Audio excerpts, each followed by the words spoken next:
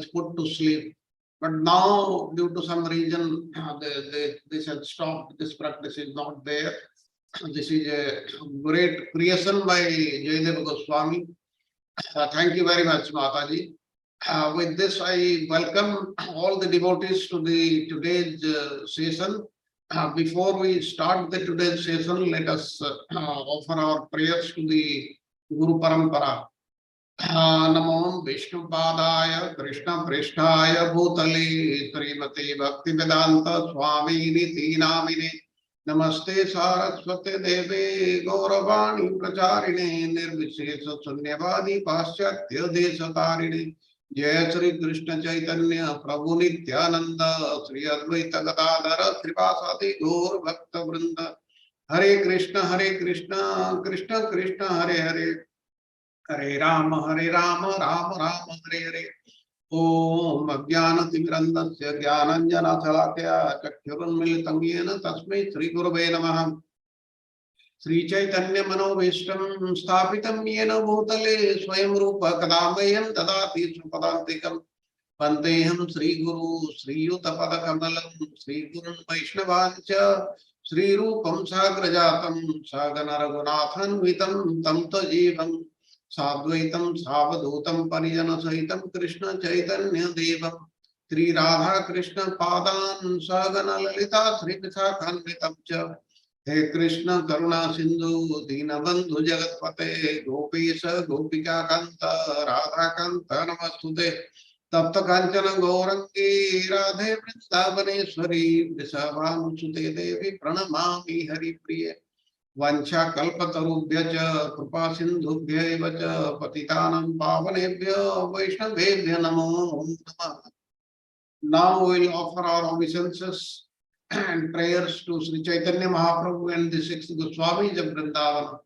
Namo Mahavadanyaya Krishna Prema Pradayate Krishnaya Krishna Chaitanya Namni Gauratise Namaha. O most munificent incarnation, you are Krishna himself, appearing as Sri Krishna Chaitanya Mahaprabhu. You have assumed the golden color of Srimati Radharani and you are widely distributing the pure love of Krishna. We offer our respectful obeisances unto you. Krishna Vannam Tasa Krishnam Sangopangastraparsadam Yagye Sankirtana Prayere Yayanti Sumedasa. In the age of Kali, intelligent persons perform congregational chanting to worship the incarnation of Godhead, who constantly sings the name of Krishna. Although his complexion is not blackish, he is Krishna himself. He is accompanied by his associates, servants, weapons, and confidential companions.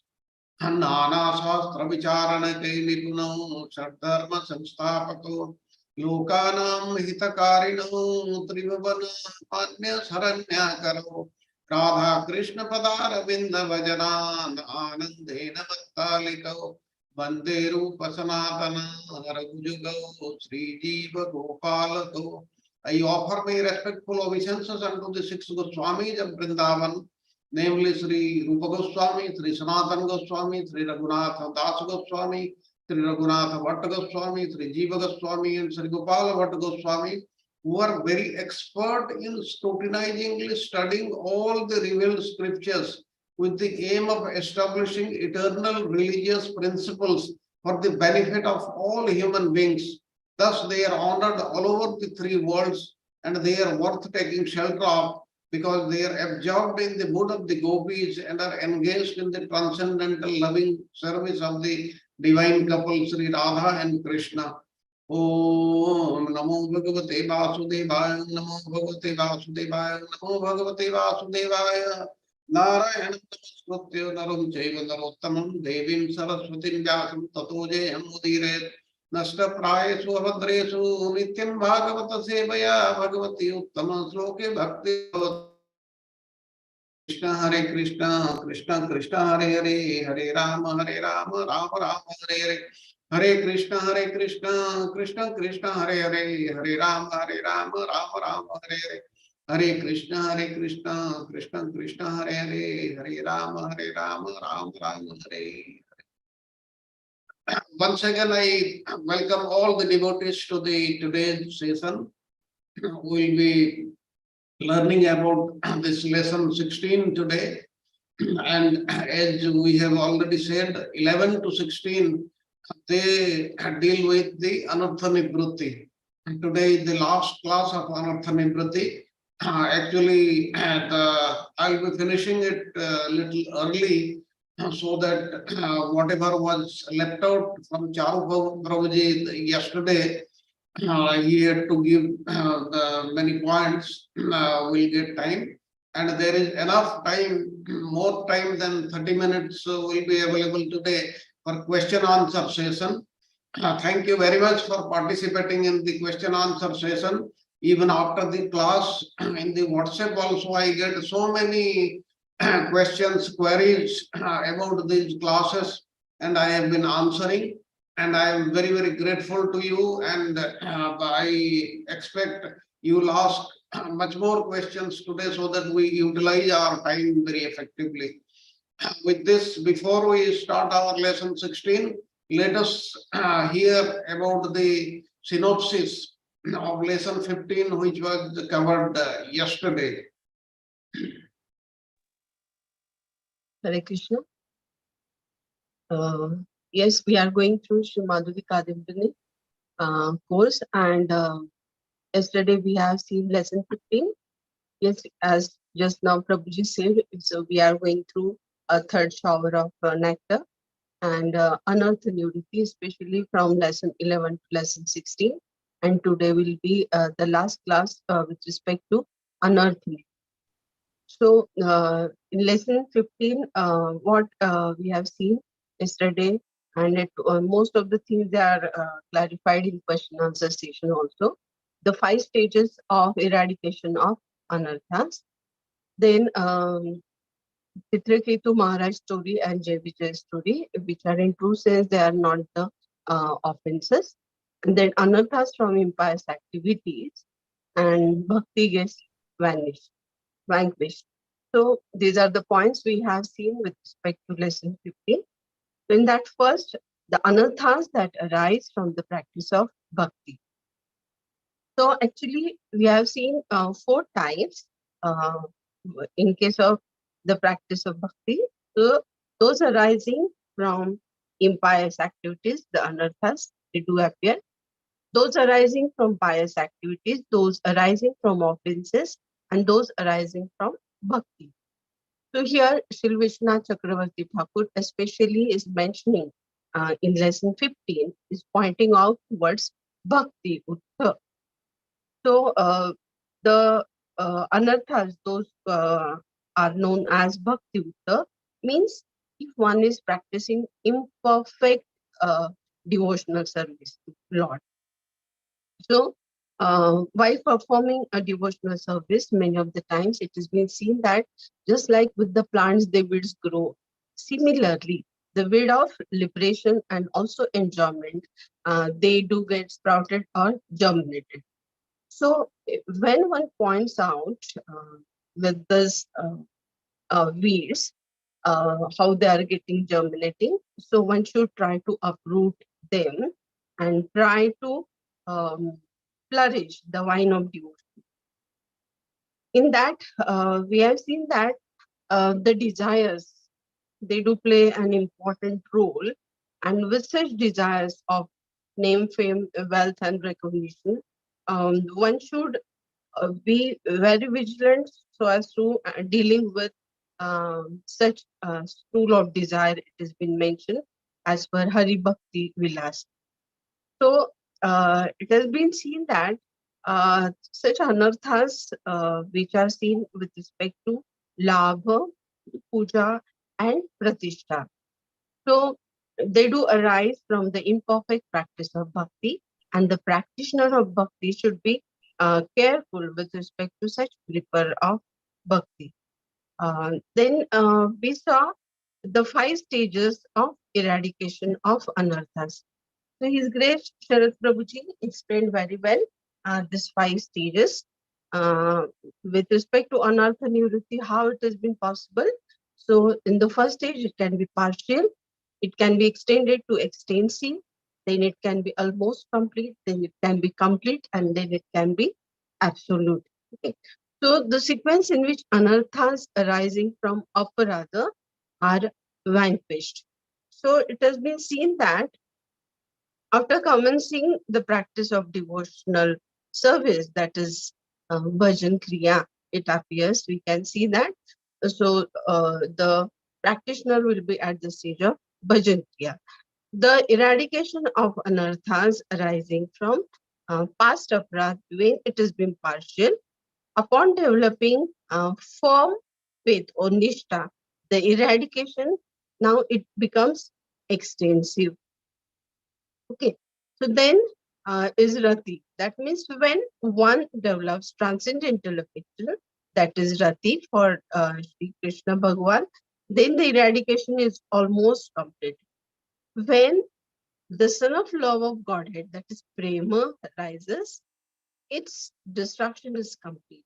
And when one obtains the lotus feet of Lord Krishna, then one attains the direct association, and those anarthas are absolute. So it gets eradicated. So only when Premi Bhakta receives the full mercy of Lord and obtains direct darshan of him and service to him does the absolute cessation. Okay, so one can see that how it appears. So if one is offending to Lord Krishna and his devotee, it has been seen that in the bhav gets disappeared, and this bhakti lata it gets doomed. So then we have seen the offenses which are by Chitraketu Maharaj and Jai Vijay, they are in true sense not an offense. So superficially, even if we do see them as offense, but the bhakti of Chitraketu Maharaj as well as Jai and Vijay, it remained unaffected. So it has been mentioned in 6th canto, Chitraketu Maharaj story, Vatrasur, etc. It was explained in much detail by His Grace Sharat Prabhuji. So it is, yes, it was for enjoyment of Lord about Yuddha Ras, or so as to be in the mood of enmity. So Jai and Vijay voluntarily accepted this unfavorable mood towards Bhagwan, because devotees, they are not so powerful and will be unable to perform this particular service. But like we do see Jai and Vijay, they did accepted this particular role. Then we can see that the sequence in which anarthas arising from impious activities and bhakti gets vanquished. So here it has been mentioned that the process of bhajan is very important, bhajan kriya. So Adoshraddha, as Prabhuji mentioned in previous chapter, lesson 11 and etc. Adoshraddha, uh, Shraddha gets there can be conviction with respect to Shraddha when there is sadhu sang. So with the association of devotees, so there can develop the firm faith, and so such particular anarthas which are from impious activities can be prohibited. So then we have seen Sri Nam Prabhu conceals his power from offenders to the holy name being disappeared with them. So offenders to Nam do not meet with Yamaraj, but they cannot become purified. So here we see that, as Sri Vishwanath Chakravarti Thakur explained, yes, it is bhakti process. One should handle it with very care. Otherwise, once anarthas will get intensified. And Sri Nam Prabhu considers his power from offenders to the holy name being displeased with them. So, as we have seen the benefits of this bhakti, even though one is the offender, will not see Yamraj in his lifetime, not even in the dreams. So, it is the benediction as offered as mentioned in Padma Puran and etc. also. And it is been clarified that Yam, Niyam and etc. It is not only Yamaraj, but here especially it has been mentioned by beginning with Yam and Niyam, such aparadhs, okay, or anarthas, they will get purified. So it is mentioned. So in today's lesson 16, His Grace Sharad Prabhuji will now detail out more about offenders to Nam do not meet with Yamraj but cannot become purified, while Bhakti is free from offenders and Prarabdha karma, klesha or miseries, etc. Um, from that, Bhakta is free and Lord gives suffering to the devotees. Externally, we do see them as suffering, but they are offered so as to increase the humility and eagerness amongst devotees. Hare Krishna. Over to you. Thank you, Mataji. Thank you very much. And now, with this, what the last part she said, that we will be covering in today's class also. Now we are on lesson 16 today, and after we finish lesson 16, we would have covered 2/3 of the Madhurya Kadambini course, and only 1/3 would be remaining. This course, this lesson 16, the very gist of what we are going to learn today, the offenders to the Nama do not meet Yamaraja. The aparadhis, they do not meet Yamaraja, but they cannot be purified. They are not purified also. The bhakta, that is the devotee, is free from offenses and prarabdha karma, even if devoid of prema or undergoing external miseries. Now this devotee, he has come to this material world with prarabdha karma also, but he also gets freed from that, even though he has not developed Krishna prema. And you may be seeing that the devotee is experiencing external miseries, and that is because of the will of the Lord and not because of prarabdha karma. That is what is being said. And Bhagavan personally confers suffering upon his devotees to increase their humility and eagerness. And this should be very clearly understood by all the devotees. One may think, I am doing everything for the Lord, I am chanting his name, I am doing service to him, but still there are so many obstacles coming. If you remember Kunti Stuti, Kunti had been is asking for troubles only, for miseries only. Why? Because that increases our humility and our eagerness to progress on this path of devotional service. And again and again it has been established, it has been explained that humility is the best quality, the most important quality a Vaishnava should have. And the Lord wants us to cultivate that. And in order to do that, what he does, he makes us suffer. That's why if you are suffering in this material world, don't think that it is just like that. Please think that the Lord is very, very merciful to us. That's why we are suffering. And we will not experience anything bad about it. And we should enjoy it.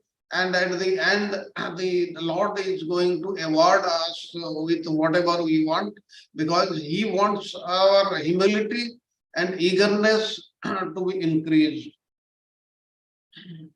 Now, in this lesson 16, we will discuss 6 things. These are the mercy of the holy name destroys all types of anarthas. Now, as I have already said, there is no difference between the name and the Lord, Nam and Nami. The Supreme Lord and his name, they are none different. But at the same time, the name, that is the name of the Lord, it is much more merciful than Krishna.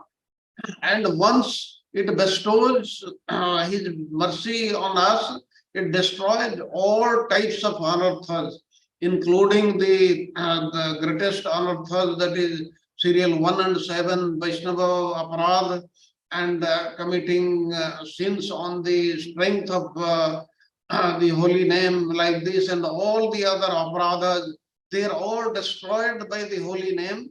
But yesterday we learned in what process, how much time does it take, and at what stage they get destroyed.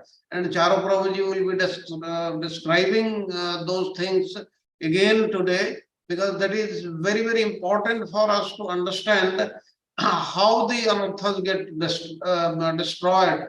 And as we have seen yesterday, the sins, they can be destroyed very easily in a very short time. But anarthas, for their destruction, it takes a long time and lot more efforts.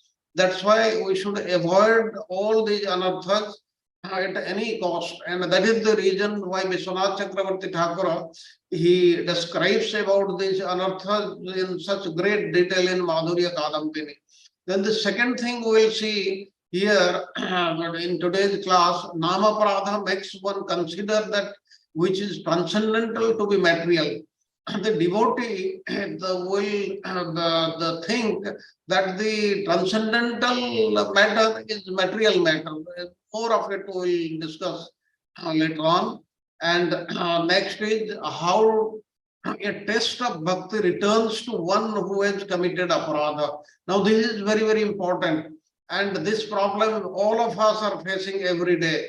What happens when the aparadhas they come in our life, and what exactly happens when you see the slide, you will make out that these things are happening to us on ground also. And it gives how once we have committed the aparadha knowingly or unknowingly, how they can be eradicated, and how the devotee he returns to his original path. Now the next thing we'll see, the bhakta is free from offenses and prarabdha karma, even if devoid of prema or undergoing external miseries. Now, this is also very, very important thing to remember. The devotee is free from offenses and prarabdha karma. Now, prarabdha karma means what the Lord has given to us in this lifetime. Now, if you do your devotional service, bhajan kriya, very sincerely and honestly, then you will be free from the offenses and the prarabdha karma, even if devoid of prema, even if Krishna prema has not arisen, because you will realize that that is the last stage, that is a very, very higher stage, and we may not achieve that stage even in this lifetime, but still then we will be benefited. That means there is no loss if somebody practices devotional service. There is only gain and gain only. That's why we should always practice devotional service, and that too sincerely and regularly and without interruption.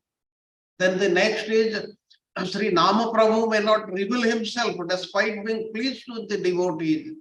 Now this we learned about what is the reason. It is given in the next. Bhagavan personally confers suffering upon his devotees to increase their humility and eagerness.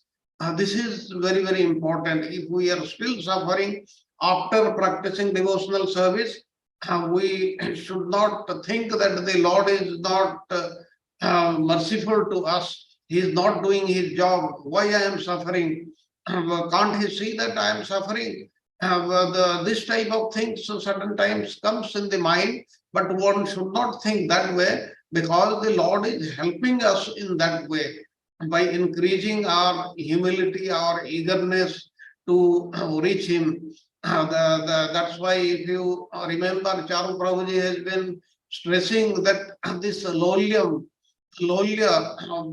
this eagerness, that should be there. If that is there, then the Lord will come then and there, and he will come in front of the devotee only.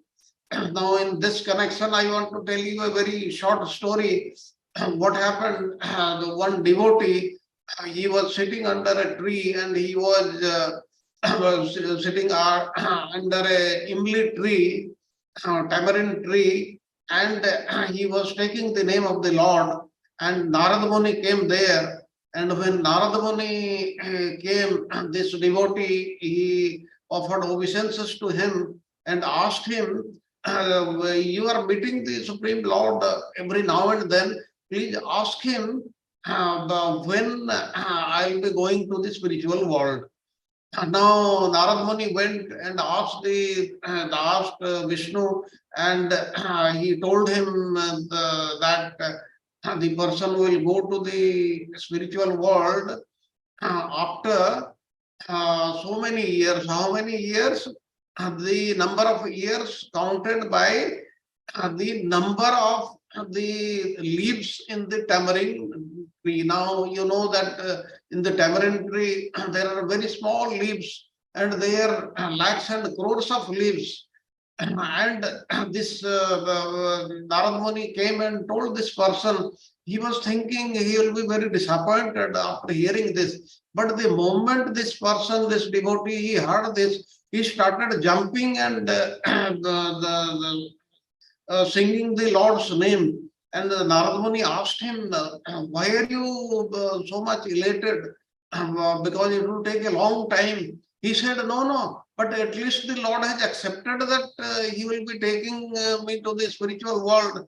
And within a very short time, then and there, the Lord himself appeared. And he gave his darshan to the devotee. It is because of his eagerness to see the Lord, and he was so happy that after crores of lifetimes he will see the Lord. So this we should have this mentality. We should never get disheartened by anything what is happening to us in our daily life. Now we go on to the next slide. Now the mercy of the holy name destroys all types of anarthas. Let us have great faith on the holy name, more faith on the holy name than the Lord himself. Because here Vishwanath Chakravarti Thakur, through an analogy of a wealthy master, he is giving this, who must discipline his impertinent servant, but with compassion explains that an offender to the holy name performs non-duplicitous, uninterrupted service to the devotee of the Lord, the scriptures and Guru, and then by the mercy of the holy name, his anarthas due to various aparadhas are gradually destroyed. Now please remember this thing, that our anarthas will not get destroyed immediately then and there. There is no instant service for that. It will be destroyed gradually. And like the Vishwanath Chakravarti Thakur is giving an example, a wealthy master, he has got so many servants, he is very, very compassionate to them. But if they do anything incorrectly, or if they do anything wrong, then he disciplines them also. Like this, the Lord, he disciplines the devotee so that he is able to perform his devotional service in a non-duplicitous manner, and he carries out with his devotional service in an uninterrupted manner, and he does service not only to the Lord, but to the sadhu and shastra and guru, and then only the holy name will be very much happy with us and bestow his mercy, and all our anarthas will get destroyed gradually. This we have to remember. And how an aparadhi who do not own his nama aparadha. Now, one devotee, he commits aparadha, but he does not accept that. Then what happens to him? Only after the result, the cause can be deduced. We will see this in greater detail. Then the next thing is hearing Krishna Katha in Sadhu Sangha dissipates even Jnata Nama Parada to yield its prima fruit. It is given in the Sarath Darshani comments to Srimad Bhagavatam by Vishwanath Chakravarti Thakur. That means here all these anarthas, all these obstacles, they can be destroyed by hearing Krishna Katha, hearing what? In Sadhu Sangha. If you hear this in Sadhu Sangha, amongst the sadhus, and from a sadhu or a devotee who is in the disciplic succession, not from anywhere. Nowadays you will find so many things coming in the YouTube and other channels. There are so many people, they keep on discussing about Bhagavatam, about so many things. There is no requirement to do that. Please hear from the correct source also, and from the correct person, and among the sadhus. Then what will happen? All the aparadhas, including whatever has been committed knowingly or even unknowingly, they will go away, but gradually, but certainly they will go away. Certainly that heart is still framed, which in spite of one's chanting the holy name of the Lord with concentration, does not change when ecstasy takes place. Tears fill the eyes and the hair stand on end. Sattvika Vikara, the Ashta Sattvika Vikara. That must be the state with all of us, almost all of us, I can say. And what are the reason? Because these aparadhas, they are stopping us. And we have learned the various means to how to deal with them. Now, as we have already spoken, aparadha is known as the thing which drives away radha or satisfaction. This aparadha means it is driving away the satisfaction in our heart, in our mind. Now, the holy name is going to be very much displeased with such an aparadhi, and it is seen that as a consequence, this person, this devotee, this aparadhi, he will not receive the fruit of uttering the holy name. Now, Vishwanath Chakravarti Thakur illustrating this so that we can understand this. A master, he remains indifferent to a misbehaving servant and does not maintain him, even though he is capable of doing so. He had been doing so, but he does this. As a result, the servant, he also becomes despondent. Similarly, Nama Maharaj, the holy name of the Supreme Lord, which is more merciful than the Supreme Lord himself, it also becomes indifferent to an offender and does not reveal his mercy or his great potency to the devotee. As a result, such a person is beset with various types of anarthas. He faces so many types of troubles. And on seeing the offender's miserable and destitute condition, it would be incorrect for us to assume that his wealthy master is incapable of maintaining his own servant. He is capable of doing so, but he chooses to behave in a certain manner after being displeased with him. Nonetheless, because this person is one of the master's dependents, the wealthy master will still protect him and never abandon him in exchange for an outsider. If somehow this person, this culprit, he realizes that he has made an offense, and understanding his master's mind, he proceeds to serve him in an endeavor to please him, then the master, who by nature is very, very compassionate to the subordinates, will gradually relieve the servant of his misery and destitution.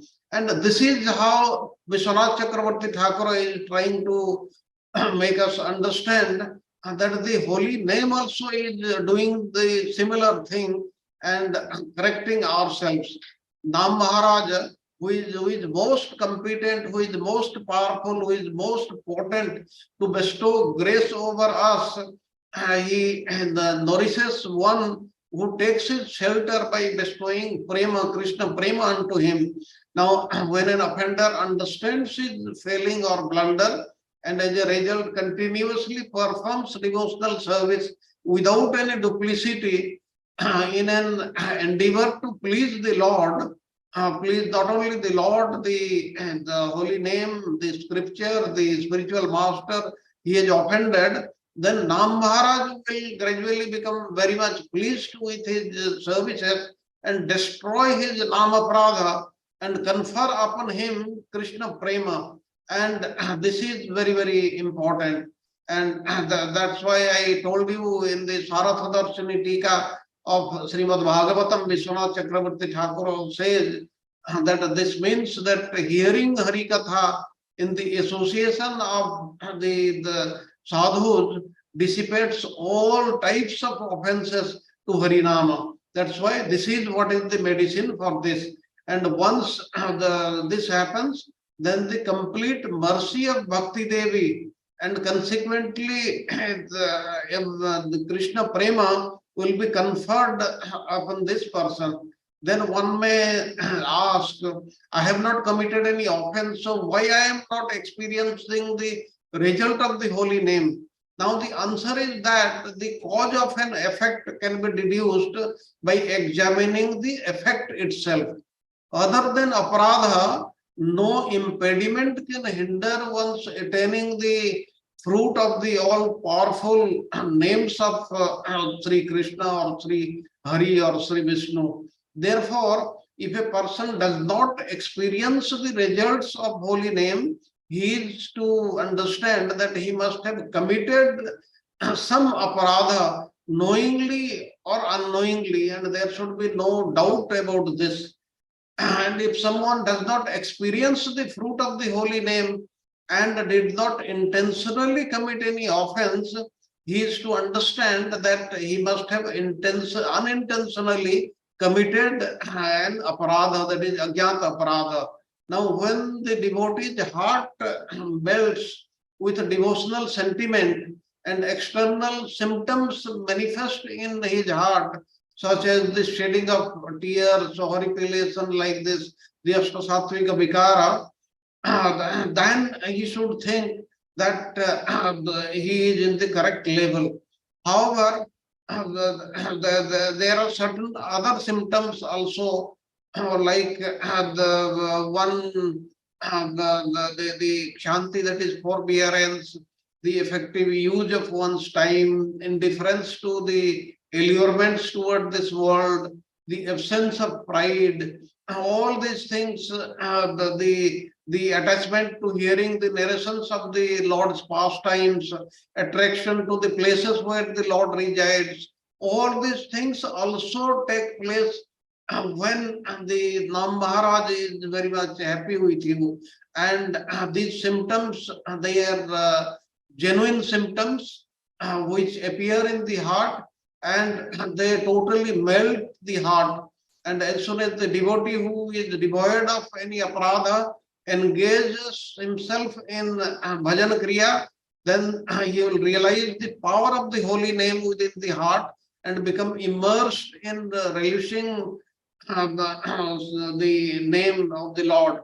And this experience results in the heart completely melting, which gives rise to the above symptoms also. Next, we will see go to the next slide. Now, here, the Namaparadha makes one consider that which is transcendental to be material. Now, somebody may be asking, what happens when we commit any aparadha? How our behavior changes, how our mentality changes. Now, this is what is explained here. Waste of the twice born, what offenses to the holy name Sri Bhagavan destroys all a person's accumulated spiritual merits and practices and cause him to consider transcendental objects to be material. Why this happens? Aho, the abode of Mathura is supremely blessed and even more glorious than Vaikuntha. And for by residing there for only one day, a person attains bhakti by the Supreme Lord. It is given in the Vayu Purana and Padma Purana. these holy places, they are so important. Then what is the need for any other scripture? As soon as one attentively and submissively hears the message of Bhagavatam, by this culture of knowledge, the Supreme Lord is established within the heart. It is given the Srimad Bhagavatam very in the very first chapter only. You just desire to hear Srimad Bhagavatam, and the Lord comes and sits in your heart. That is what Vyasadeva is saying. Then, if you sincerely practice devotional service, then what will happen? You cannot think of that. That means the Lord is so merciful. He is just looking for a chance to come into our heart and help us. But we are so unlucky. We never gave him a chance earlier. That's why this is our state.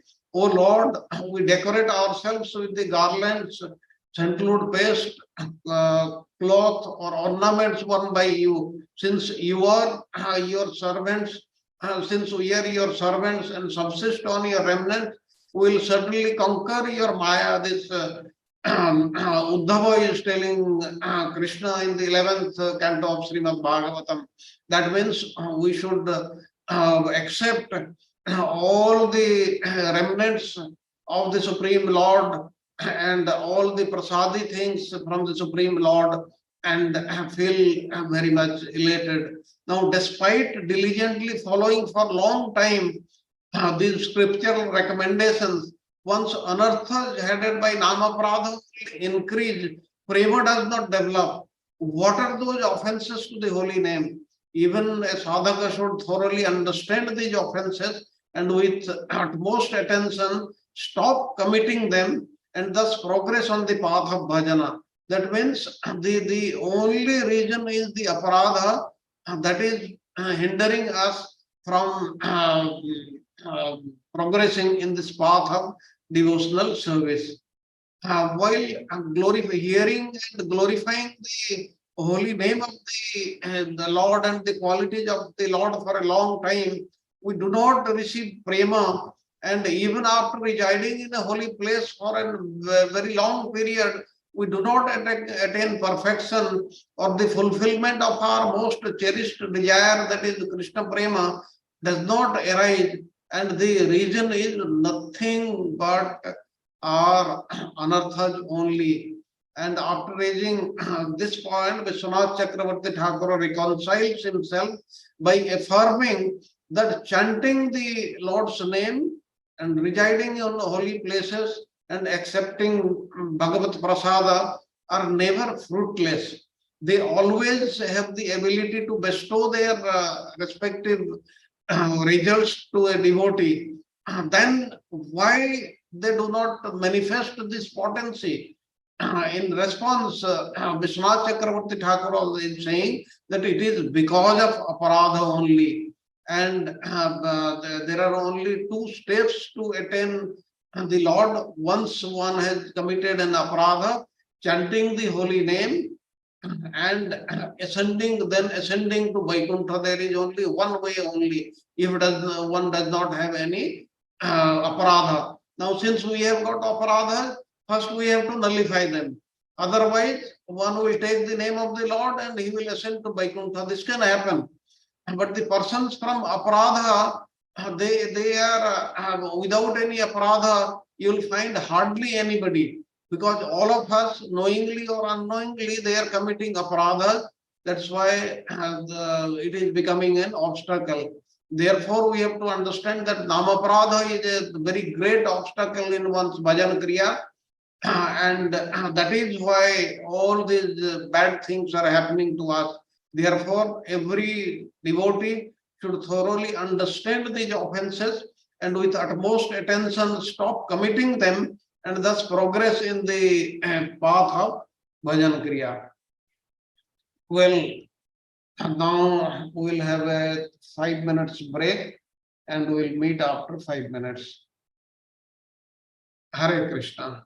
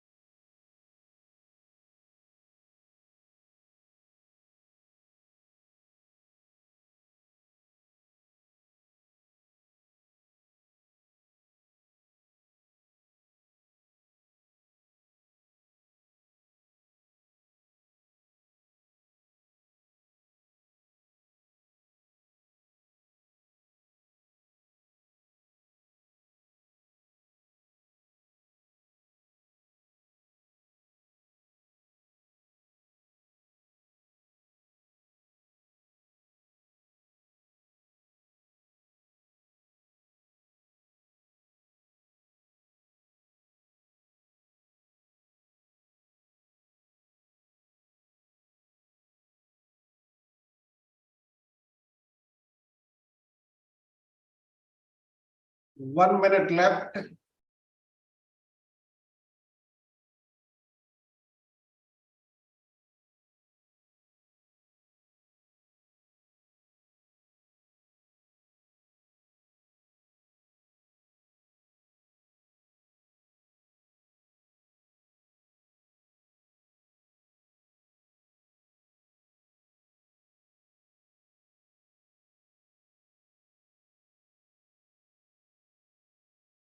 Thirty seconds left.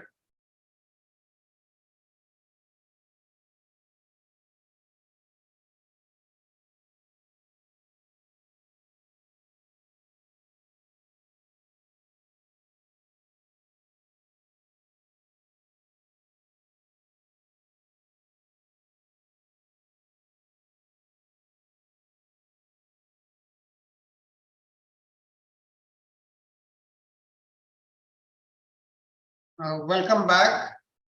We'll start from where we left before the break. I'll change over to the next slide and then we commence.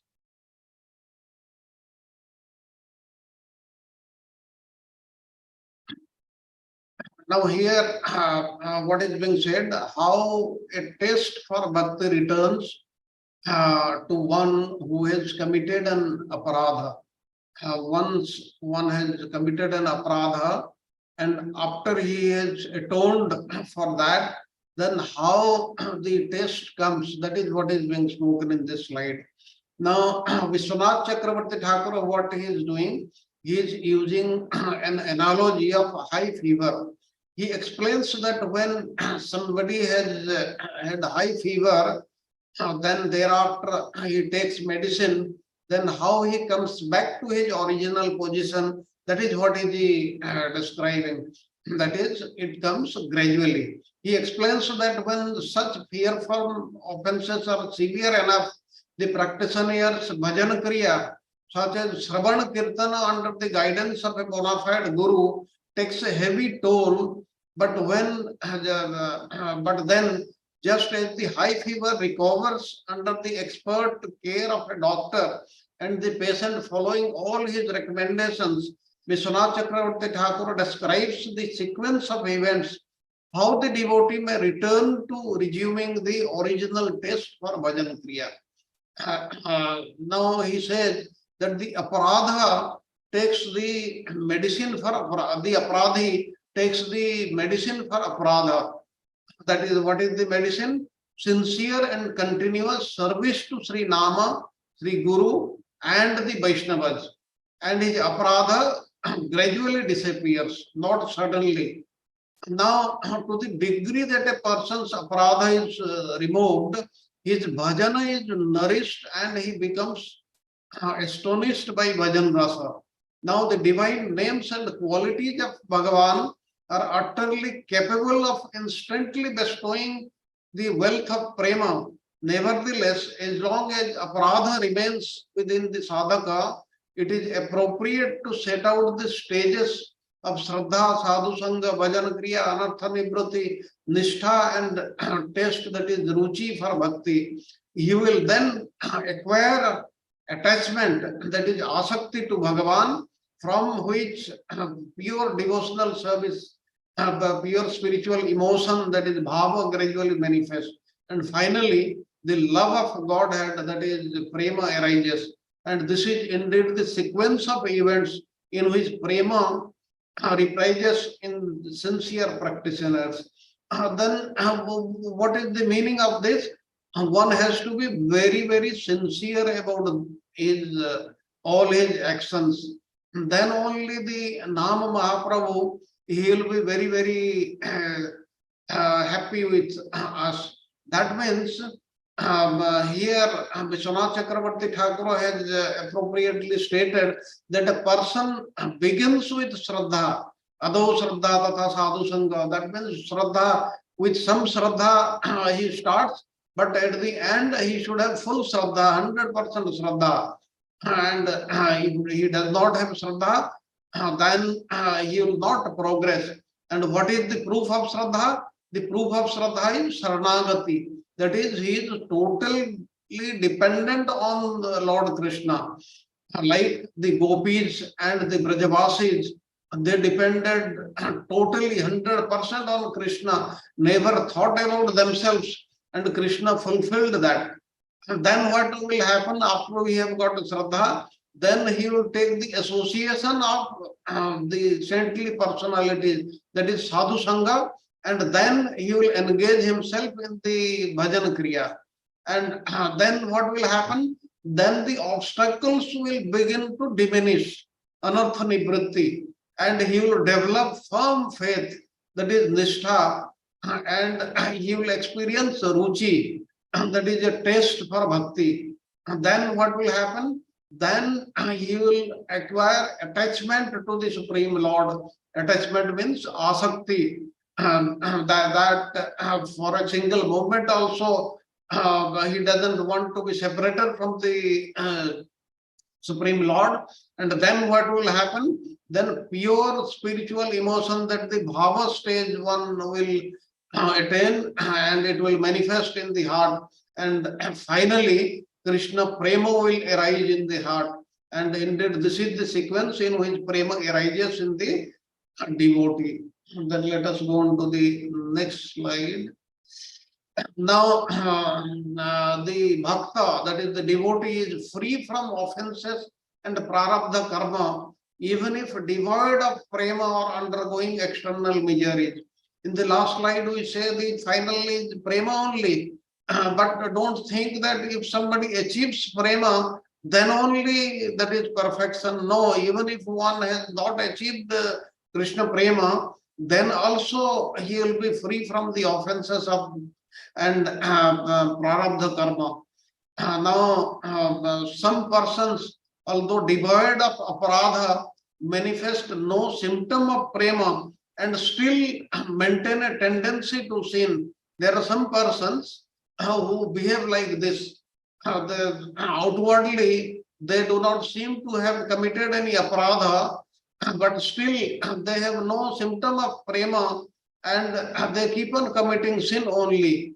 And let us talk about Ajamila. He is a very, very special case, rather the only case in the scriptures where Ajamila, because why it is so special? Because Ajamila had not committed any aparadha in that life or in previous lives. That is what is his speciality. Ajamila was free from aparadha, for the Vishnudutas came to protect him because of his uttering a semblance of the holy name. He was not actually doing the Nama Sankirtana. He was not taking up the name of the Lord knowingly, but he was calling his son only, whose name was Narayana. And this is known as Namabhasa. Then what happened? Although he called him by that name, that his son by the name of Narayana, many times before, prema was not visibly awakening in him. Furthermore, he was disposed to committing the sin of maintaining a relation with a prostitute. Nevertheless, he was not offensive, and his tendency to keep that relationship out of the past habit was not a sign that had committed aparadha. He had not committed any aparadha.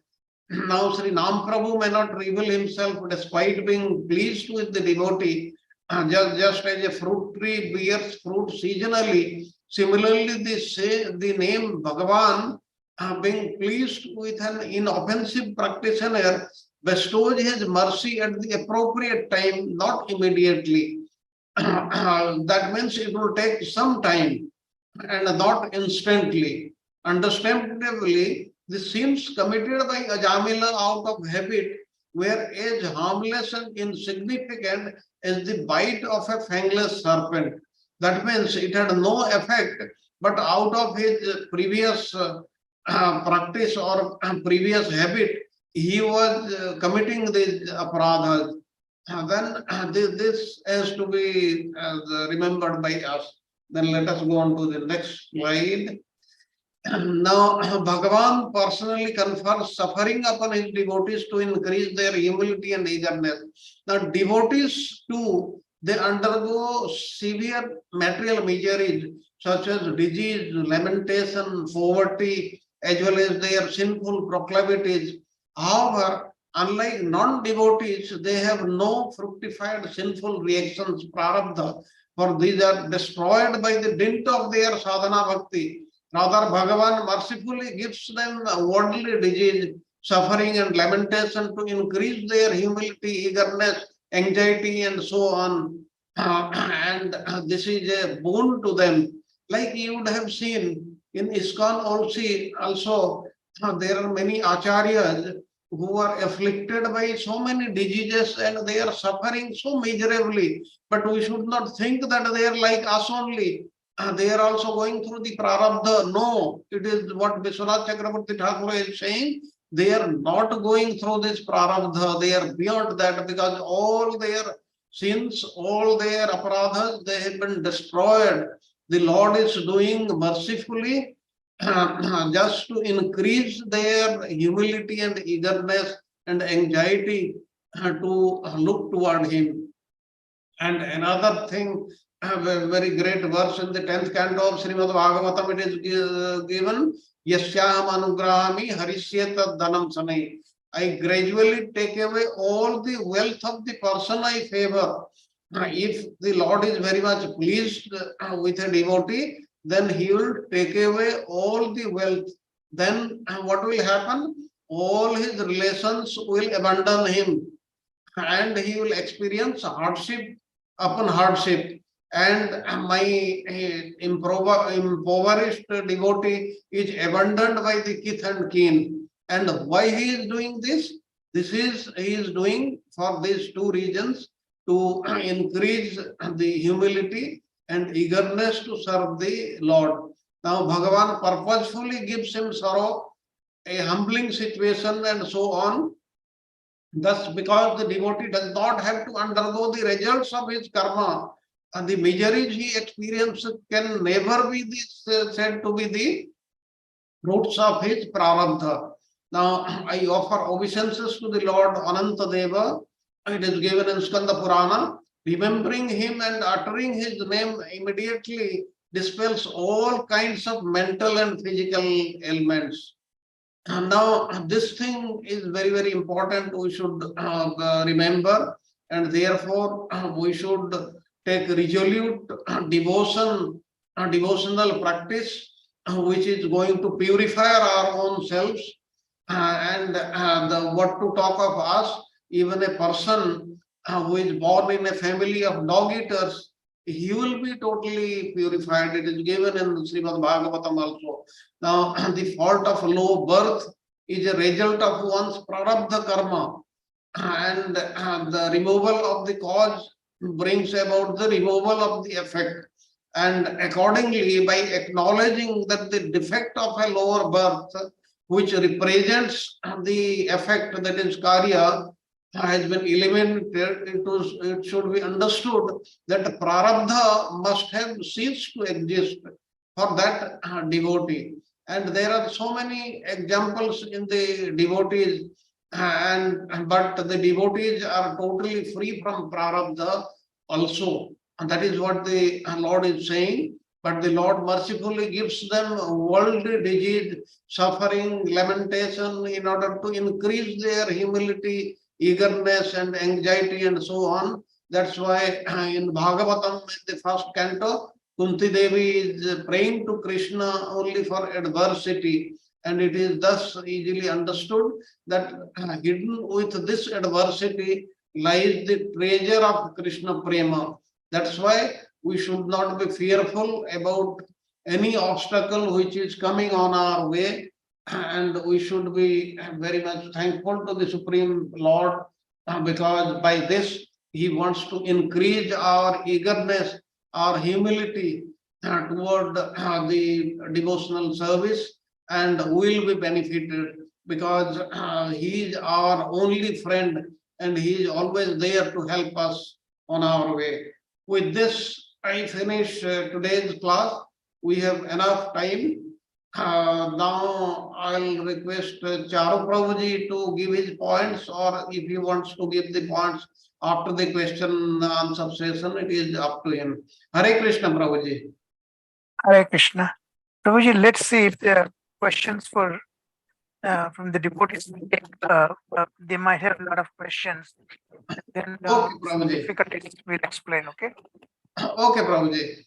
Then the session is open for comments and questions from the devotees, and thereafter Charu Prabhuji will give the points in yesterday's class. Also, some points were left, and today's also. Hare Krishna.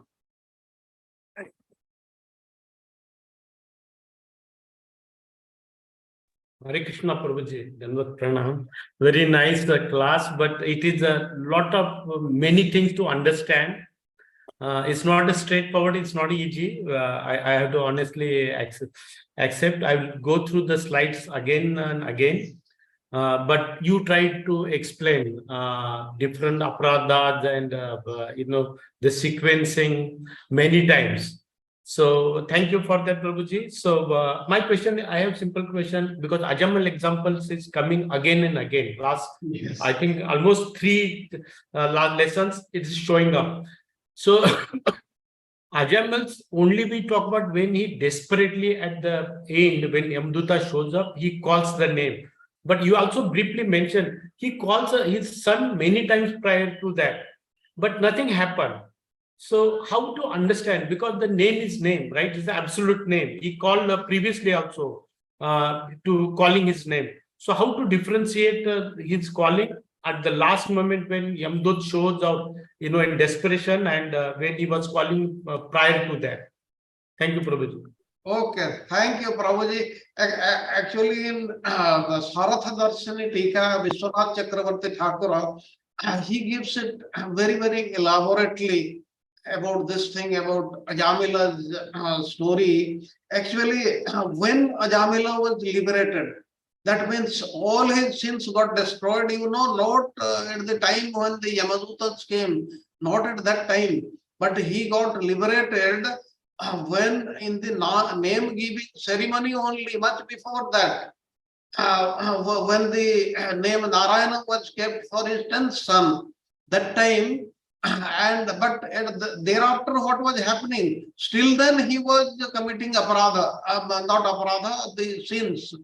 As we have seen in that slide, it is like the snake who does not have poison but still bites somebody, then one does not get affected. That's how it went on, and that was to increase his humility and his the eagerness. But at the end, what happened? Because of Nama Bhasa.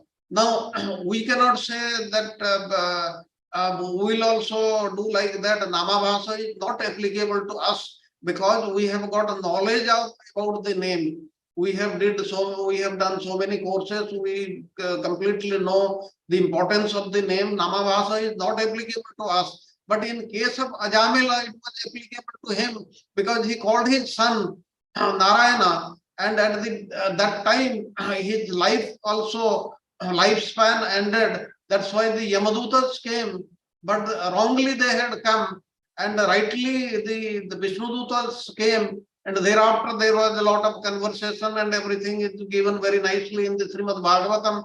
And thereafter the Yamadutas, they went back and complained to Yamaraj that we are thinking that you are the greatest, but somebody else came and they were about to kill us today. Then Yamaraj, he explained to them that anybody who is taking the name of the Lord, who is wearing the Kanthimala, who is wearing the Tilaka, please don't go to these people. That means they are out of reach for them. That means your question you asked, Ajamila was already liberated. But as I said, it takes some time for the devotee to be cleared of all the sins and anarthas. But here also what happened was the Yamadutas went away, then Ajamila did not go to the spiritual world. He moved to Haridwar, He stayed there for many years. He took the name of the Lord. Then the Lord's, the Vishnu Dutas, the same Vishnu Dutas, they came with an aeroplane and took him to the spiritual world.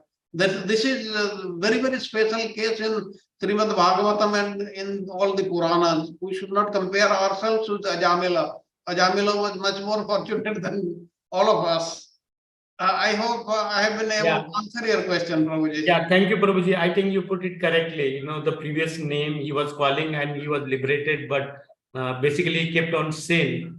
That is where you mentioned, and we have to also consider, because this example is quoted in Srimad Bhagavatam or your discourses many times, and the simple example is given. Ajamal also called the name offensively, but still he met Vishnu Dutas. Casually this has been referred. At least at least I have seen, but there are many things as we understand, Prabhuji. Thank you very much. Thank you, Prabhuji. Thank you, Prabhuji. Thank you. Any other question or comments? Hare Krishna, Prabhuji, Dhanvat Pranam. Hare Krishna. Prabhuji, my question is, how you said, you explained that Lord willingly gives sorrow to a devotee so that he comes out of his, he develops more eagerness and he reaches towards his goal fast. But that actually, we have seen in many, people who are following, who are Vaishnavas, who are devotees of Lord Vishnu, they go through a lot of challenges in life and but these things discourage the other people to follow, to become a Vaishnava. People get scared. Even a normal person who knows everything, but they get scared because they don't want to face the problems in life. And the reason why one comes to spiritualism is they want to get rid of the problems. And then there are so many, and even in Vaishnavism, there are so many differences. Like one Acharya's commentary will be different from other. Half of our courses we kind of discussed where there are controversies. Some say that Lord Krishna has come from Vishnu. Some say that Vishnu, but our acharyas have time and again tried to prove that it is the other way around. Lord Vishnu has come from Lord Krishna. So because of all these controversies and so many confusions, this actually, deviates people to follow or get into the core of the matter. How, and when you see in your family people who want quick results, how to deal with that situation? How do then we explain them? Because in front of our eyes, we can see that people are not trying to understand. Our own family members, they say, oh no, this is not the way. Then how does one face this situation? You cannot, sit back and see them falling down also. How to go about it? Okay, you have asked so many, you have given so many points. One thing is very certain, we should follow what is taught in our tradition, that is the Gaudiya Vaishnavas. And for us, the authority is Chaitanya Mahaprabhu, the 6 Goswamis of Vrindavan, and Jiva Goswami. He has written this Sandarbha. Krishna Sandarbha is based on one verse of Srimad Bhagavatam, rather one part of the verse, 1.3.28, that is first canto, 3rd chapter, 28th verse, Krishnastu Bhagavan Swayam. And in very great detail, he has described how everybody else has come from him only. But in some other traditions, like Sri Sampradaya, they say Narayana is original, Vishnu is original, like this. Let them say, it doesn't matter. But whatever there is in as per Tattva, there is no difference between Vishnu, Krishna, or anything. Let them believe what they want, we will follow our Acharyas. That is one thing. Then second, about Krishna, yes, you are very right. Many people are very much scared about Krishna. They think he is very, very strict and he will do something which will never come to know. Like some time back, one person who is almost about 80 years old, he was discussing with me about these things. And when I took the name of Krishna, he said, no, no, you will not take the name of Krishna because he is very, very dangerous. We are very much fearful about him. Like this, these beliefs are there. But if you read the Shastras, you will realize that the most merciful in this whole creation is none other than the Supreme Lord. And for us, the Supreme Lord is Krishna only. You say Krishna or Vishnu, it is the same thing. What is the difference between Krishna and Vishnu? Vishnu means all pervading. The Lord is all pervading also. He is everywhere, anywhere and everywhere, and he is localized also. So that's why in Tattva there is no difference between Krishna and Vishnu. Krishna and the various opinions people have about Krishna, they may have, but they should be understanding that what is given in our Shastras is very correct. The Lord is very, very most merciful.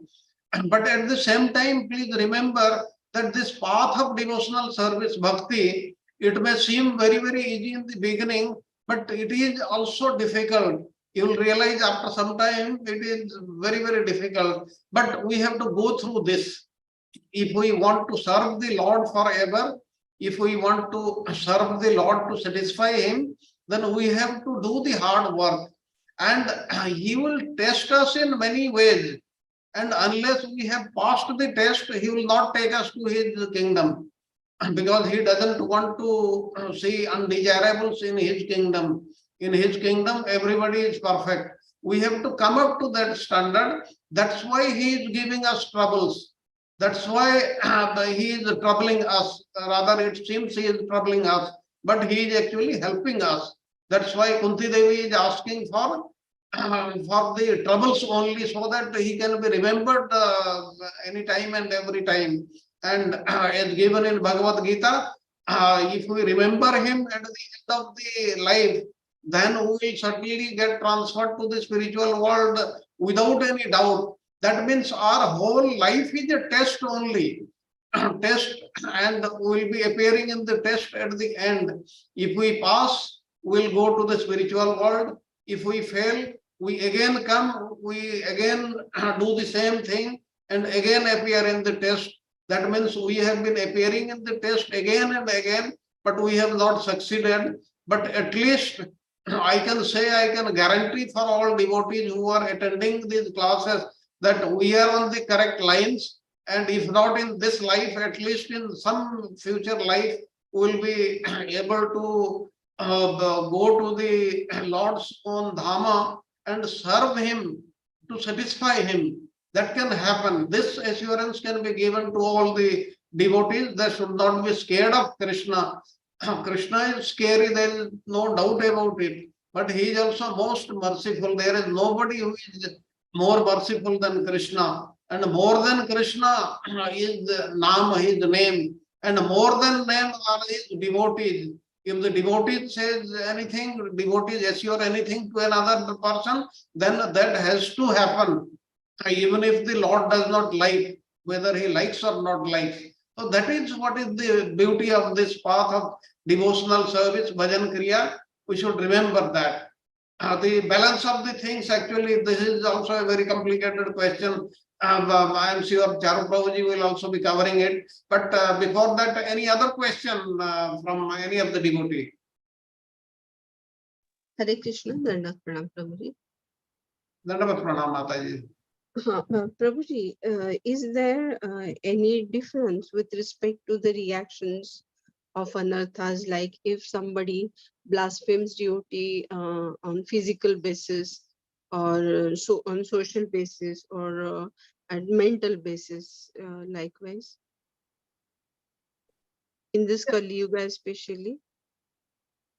Yes, like we have learned these 10 aparadhas, and if we blaspheme a devotee, yes, like I said, the 1 and 7, they are the most important.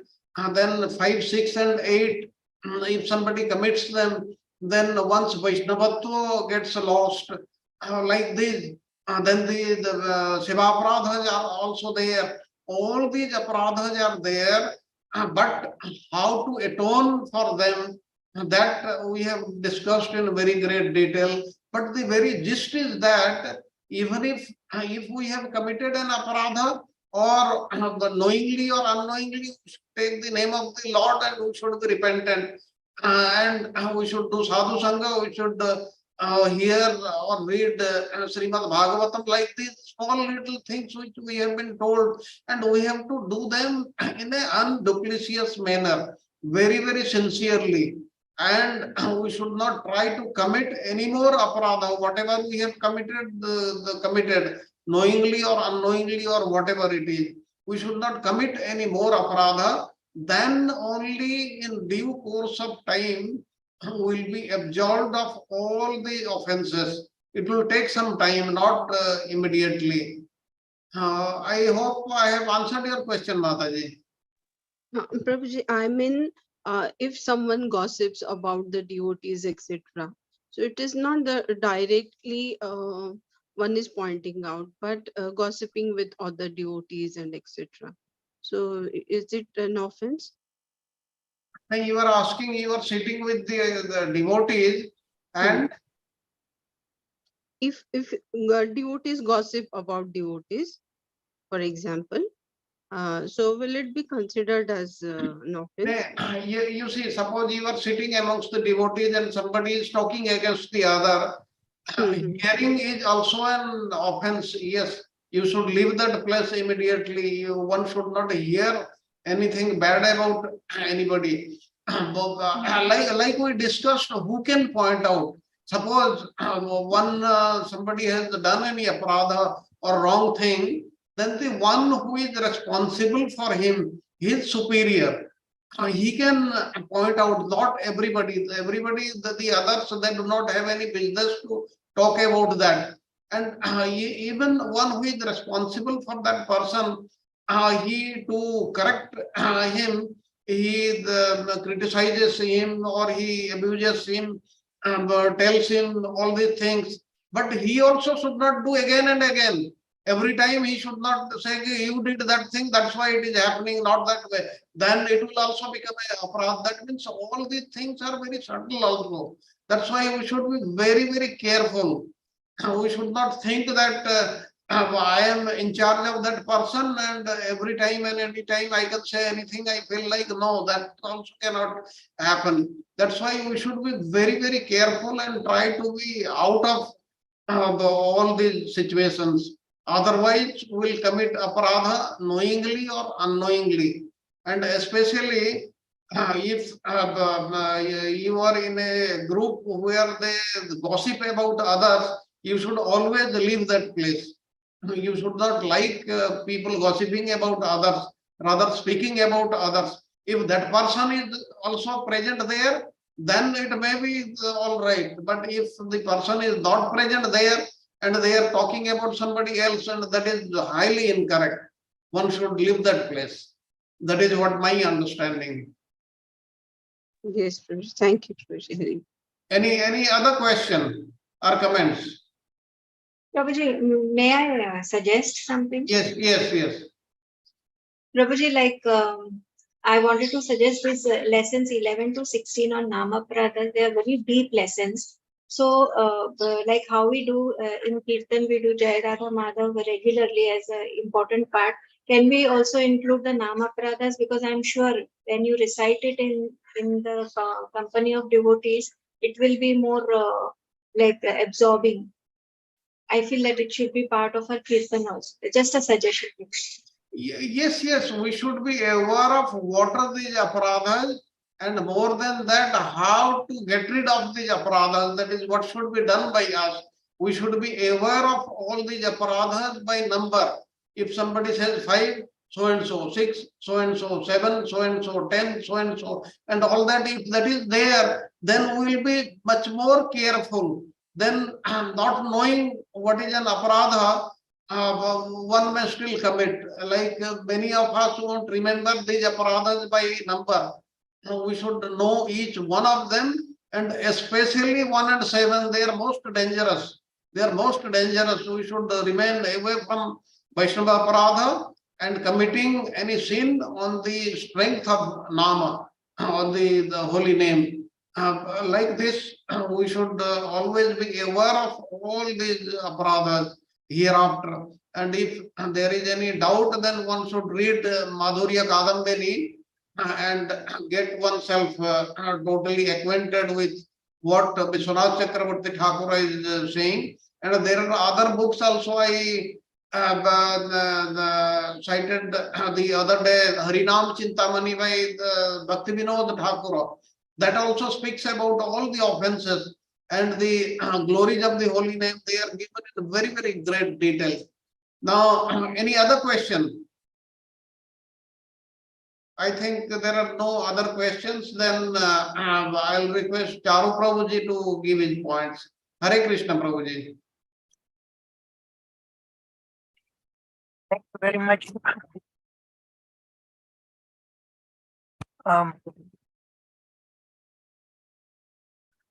Can everybody hear me now? Yes, yes, Prabhuji. Okay, let me share my screen.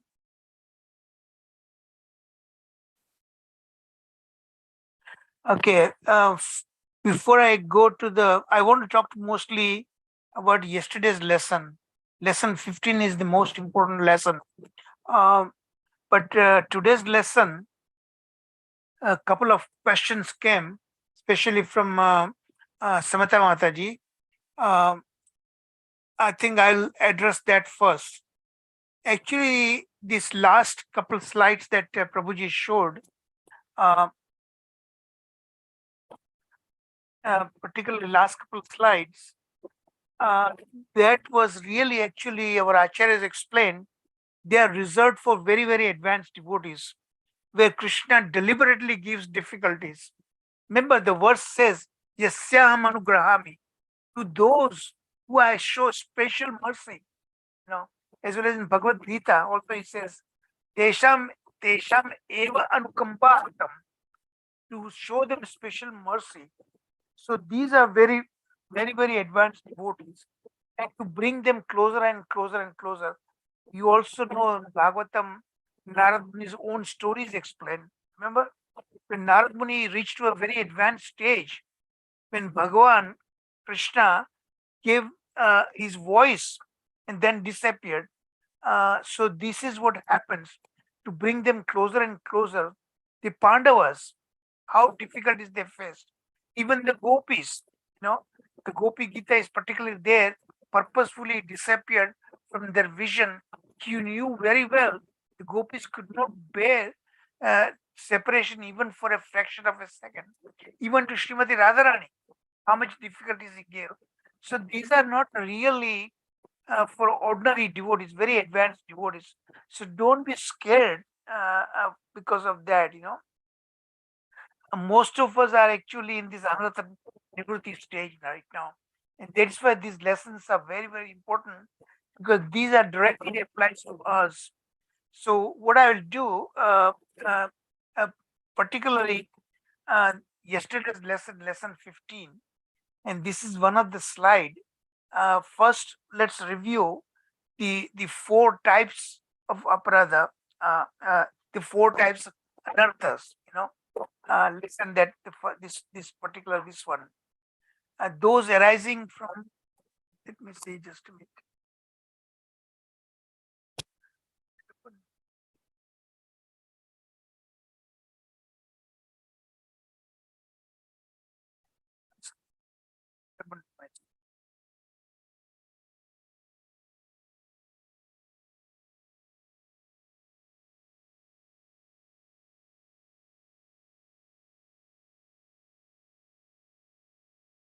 I'll again share my screen. First of all, we will go through again this 4 anarthas. One is coming from the impious activities that everybody can understand, right? If something against the Vedic injunctions we commit something, naturally we suffer sinful reactions, So that is understandable. But the second kind of anartha is due to impious activities. I'm sorry, pious activities. So that some people might be wondering, if we are doing pious activities, why we should be suffering because of that. But you see, there the pious activities are on the material platform for the self-interest. So that kind of things, there's also anarthas are there because of that. Because there should be no self-interest involved when you are rendering pure bhakti. And the third one, that is where Srila Vishwanath Chakravarti Thakur spent a lot of time. That is coming from bhakti itself. Okay. Now that we saw the description, and I won't go too much details in that because Prabhuji already explained that from the description itself, it seems like that those are sounds like typically weeds, right? When we are trying to grow a plant, a desirable plant, desirable fruit, we always be very, very careful about the weeds, right? So we want to prevent the weeds because why? Because weeds first of all grow much, much faster than the plant of our desire.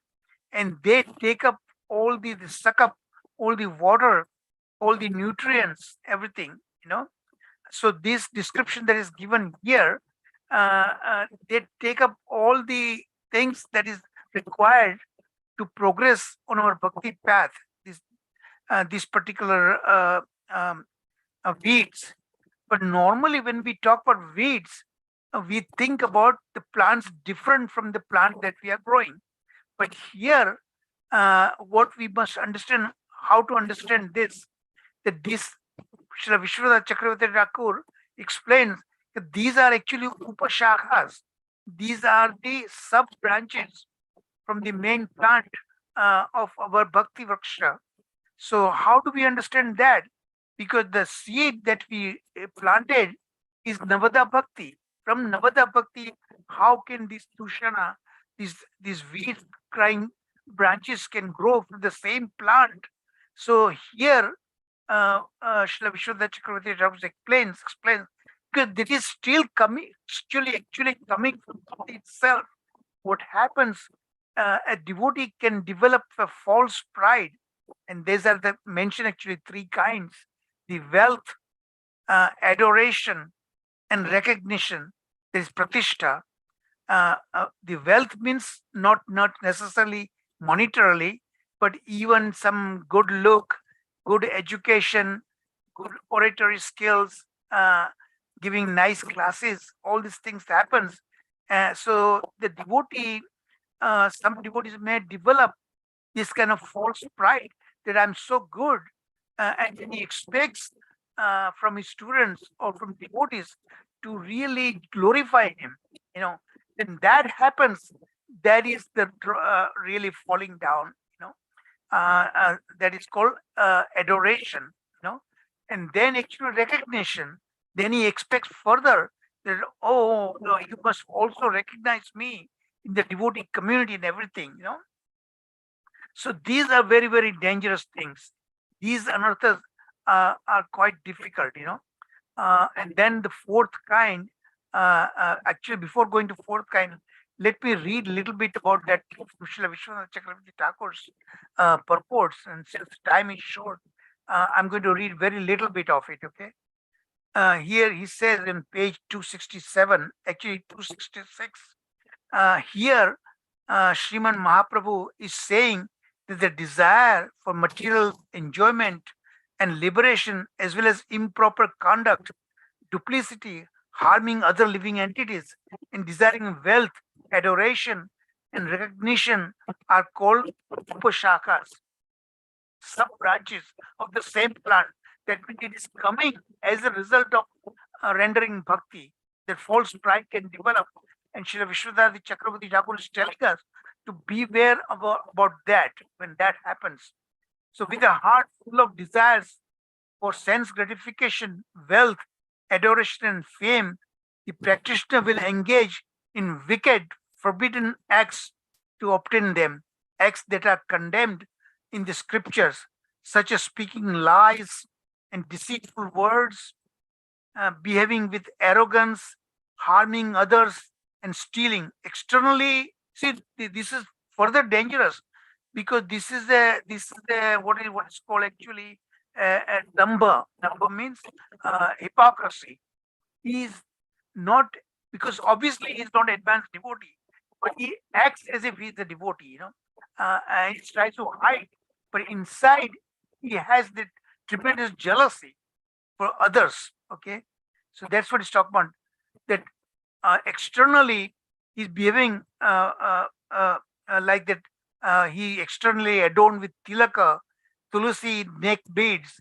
He mechanically goes through the motions of hearing and chanting. He does chant like that, okay? But his heart is not in it.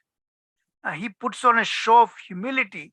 Even sometimes he acts like that he's very humble, and he goes extra length to prove that, to make sure that his wicked behavior does not come into public view and to avoid censor from the community of devotees. All the time, all the while, he is secretly engrossed in depraved activities and other kinds of duplicity. Finally, his heart fills with so much of that deceit that not even the slightest trace of desire bhajan remains. Gradually, his bhakti goes downwards. That's what happens. So that has been very, very careful actually. And here later on he says, when the desire for pratishtha, that is the hardest one to get rid of that, when the devotee is expecting that I should be recognized, recognition finds a place in the heart, then pratishtha's most beloved companion. When that happens, the two companions of that one who's seeking recognition is two. What is that? What are these two actually? The violence and jealousy, Matsarya. And then he is feeling very, very jealous of other devotees who are being praised. And so, why not me? And sometimes the Matsarya, the jealousy is to such an extent, he even commits violence. And we all know the story about that devotee in West Virginia, United States, how that person actually reached to very, very high stage. Even he became a guru. He had a lot of disciples, but he became so jealous, he had some devotees killed. Actually, he ended up going to the jail later on. I don't want to name that devotee actually, but there's a huge story written about it in the acharyas. So what I'm trying to tell you is this: that one has to guard against these things. Okay, and then of course we talked about the fourth kind, the aparadas, the worst kind. Sharad Prabhuji repeatedly reminds us the worst kind, the two, the number one, Namaprada, Vaishnava Prada, that is the one. And the last one is that a seventh one is the one which is on the strength of the holy name. You commit deliberately some offenses that I will be taken care of, because Nama is so powerful, it will remove all the anarthas from me, and you keep on committing that thing. So these are the very worst kind. So let me now show you that, bring you to the second point, second or third point. That is how, in what way these anarthas are retired, anartha nivritti, right? And that we saw that 4 ways it does, right? First, partially means up to 25%, okay? And then extensively up to 75%. Then almost is up to 98% bhava stage. And then Sampurna means 100%. But then if it's 100% removed, why then it is mentioned absolute? What is the difference between absolute and Sampurna? When 100% of our anarthas are resolved, then what is the meaning of that absolute? So there Vishnu Chakravarti Thakur explains that 100% means what? Those anarthas that are pre-existing, that are resolved, that you're taken care of. But you still have a tendency that bijam is still there. And that makes you to recommit the same aparadhas again, same anarthas, same thing up and up, actions up and. But when you have absolute, when you come to that prema stage, absolute means actually you don't regenerate new anarthas. So that we have to understand the difference between absolute and sampurna, even though 100%, 100% of the pre-existing, that person can still commit new anarthas, so that is prevented by absolute. Okay, so now the last point I want to explain to you, go back to that, go back to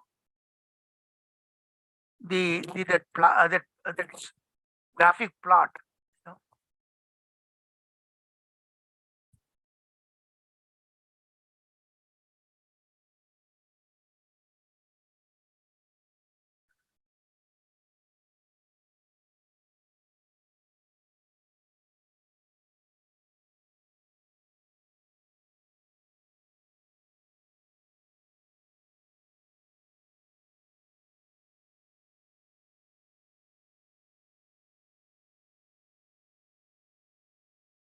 Yeah, so this plot is little difficult to follow because here it's mentioned sequence in which these anarthas are eradicated, right? Um, uh, Partial, which is up to 60, up to almost like 25%. Extensive means up to 75%. Almost complete 98%. Complete means 100%. And then absolute, that means no regeneration of new anarthas. Okay. So let's go one by one. So there are three boxes. The one which is completely clear. So first we'll go this clear bars. Okay. So clear bars are like, what are they standing for that? Those are the anarthas due to this pious and impious activities, right? So that are easily removed by this bhajana kriya.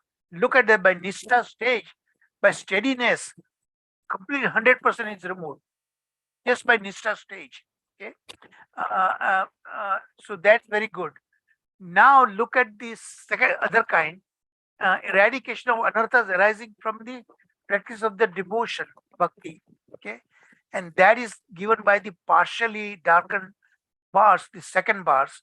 So at bhajana kriya still partial, then nishta stage again that is complete. So both pious, impious as well bhakti that are removed completely at right nishta stage, and the absolute is coming at the ruchi stage.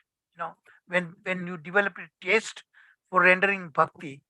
But look at the fourth kind, the other kind, the anarthas arising from the offenses, and these are particularly those Vaishnava aparadhas, and on the strength of the nama that you commit aparadhas, that are very, very hard. Look at that is the third bar. It takes almost like almost 100%. It takes all the way reaching to the prema stage. Very, very hard to remove that. And absolute that's requires when Bhagwan's association. So what is the difference between the prema stage and coming to the Bhagwan's association? Because prema, you are approaching that stage, but right at the prema stage, and you go further, that means the devotee is now become an associate of the Lord itself. That means whereas the Lord descends in the material world, these devotees, they descend with him as part of his entourage. And that is the complete, almost absolute removal of that thing. So that is the way you have to understand this graphic chart, how these are resolved at the absolute point. That means regeneration also, because you now develop a great love for Krishna. Obviously, when you have love for Krishna, you are always thinking about that. You are totally committed to serving the Lord. Okay, and the power of chanting also increases tremendously. So this is what I really wanted to explain to you, and I hope I've explained that. Any questions about those things that I just explained these important points. Any questions? Yeah, Prabhuji, thank you very nicely putting up there. Only one question, Prabhuji, I'm not clear on the weeds. You said Upshaka because it's coming from the Navda Bhaktis. That's what Yeah. that I understand. But can you give us one example of weeds? Because normally we talk about when devotional the creeper and the weeds grows and that sucks. You gave all that example. So all that what weeds can do. But I'm seeing that. The destruction which Upshaka causes and the weeds, the difference, one example will help us. Now, Prabhuji. the Upashaka in the same plant, the Right. branches grow. Okay, same plant, which is very normally it doesn't happen, right? When we grow the plant, the weeds grow from a different plant, Yeah. not from the same plant. Because and that's why this point I particularly explained. This is very hard to understand how a bijam that we planted, that the Navada Bhakti, how that Navada Bhakti itself can create this kind of the sub branches which acts as if like weeds coming from the same plant. Yeah. How could that? So that is very difficult to understand. But here that's why Srila Vishwanath Chakravarti Thakur extra length to make us explain. The devotee developed that pride because of bhakti. It's coming from bhakti itself, that I must be recognized. I'm somebody. And why the devotees don't recognize me, and why don't they sort of glorify my deeds and things like that? So that itself will act as if like a weeds, because that stunt the growth of your bhakti. That is what you have to understand. Yeah, thank you, Prabhuji. I think it makes clear. Thank you. Thank you. Okay, thank you. Yeah. Any other points? So, And you understood Prabhuji, the difference between the Sampurna, 100%, and then absolute. If there's 100%, what is the absolute? What more it can do? But here the absolute means no regeneration of new anarthas. All the pre-existing are 100% removed, but there's still a tendency to commit again. But when you come to the absolute stage, when the prema stage you reach that, all the absolute stage, then Lord Krishna will complete the very conception from your heart. You will not commit again. That's what it is. The worst kind is that Vaishnava Aparadha, and the seventh one, in the name of holy name, you commit aparadha, that I'll be excused. That is the worst kind. That takes all the way up to the prema stage. Even a bhava stage might remain there, So that is the worst kind. Most of them, they are removed by the steadiness in your bhakti, and either ruchi stage or asakti stage. Ruchi means developing taste. When you have a steadiness, in your bhakti, then obviously you have developed a taste for it. When you taste, then that will lead you to developing the attachment. Look at that, the attendance in our classes lately.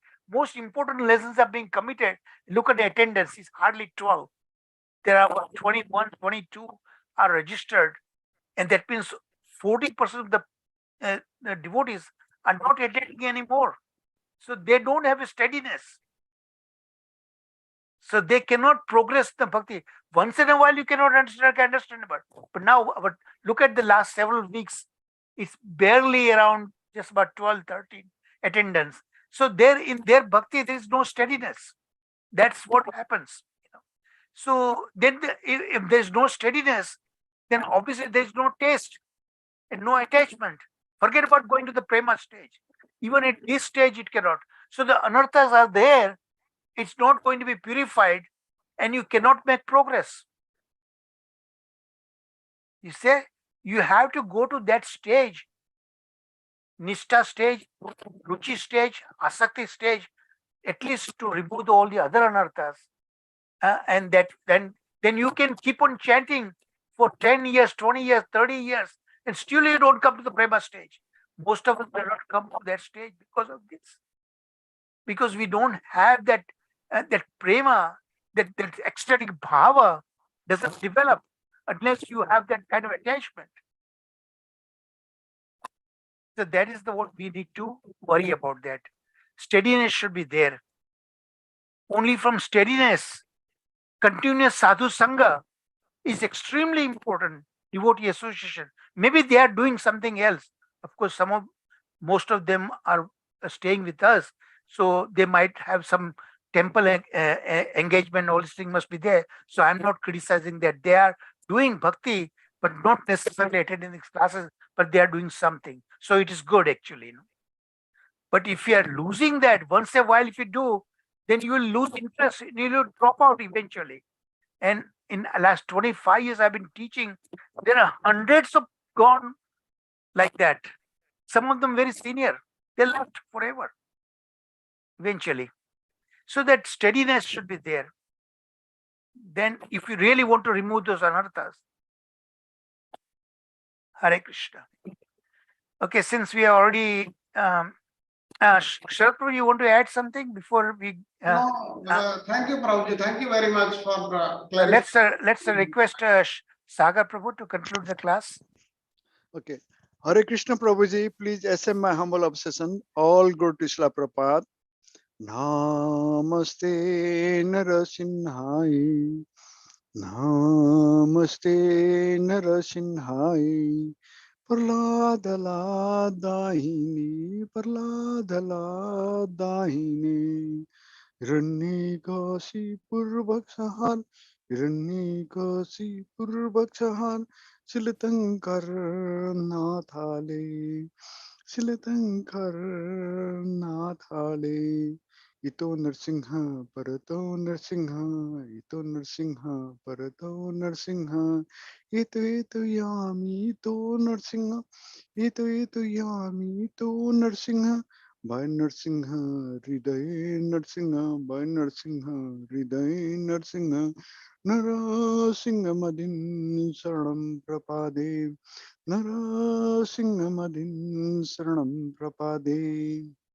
Tavakala Kamala Bhare Nakadbhuta Singham Dalita Hiranyakasipur Thanubringam Kesavadhita Narahari Rupam Jai Jagadish Hare Jai Jagadish Hare Jai Jagadish Hare Tavakala Kamala Bhare Nakadbhuta Singham Dalita Hiranyakasipur Thanubringam Kesavadhita Narahari Rupa Jai Jagadish Hare Jai Jagadish Hare Jai Jagadish Hare Narasimhadeva भगवान की जय भक्त प्रहलाद महाराज की जय श्रील प्रपात की जय चारु प्रभु की जय शरद प्रभु की जय गुरुदेव की जय ऑल assembled devotee की जय हरे Krishna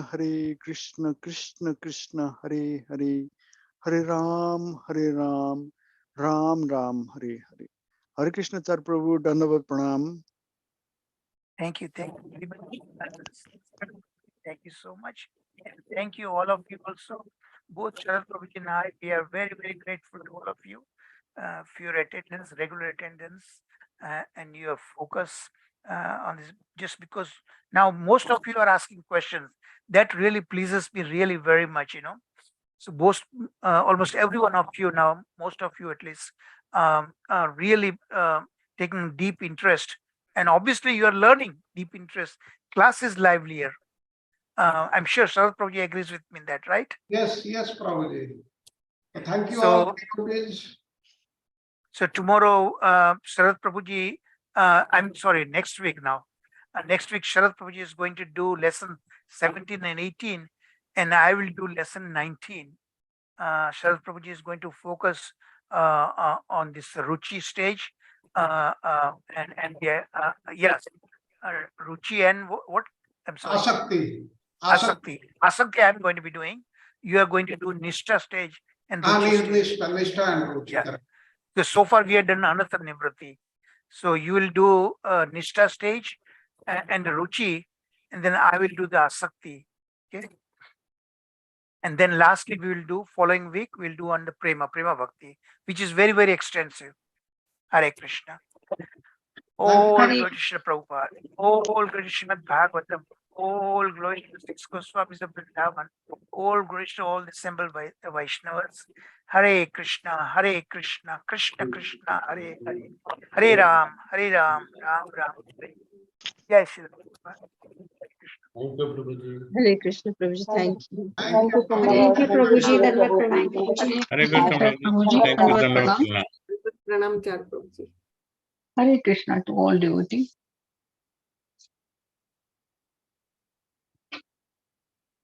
Thank you, Sharad Prabhuji. Thank you, Prabhuji. Thank you very much.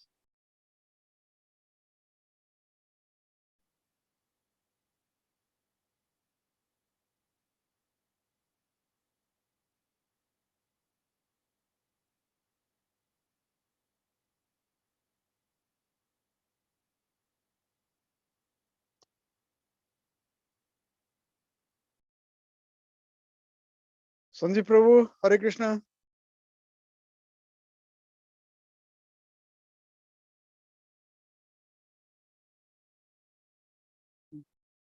Sanjeev Prabhu, Dandavat Pranam, Hare Krishna.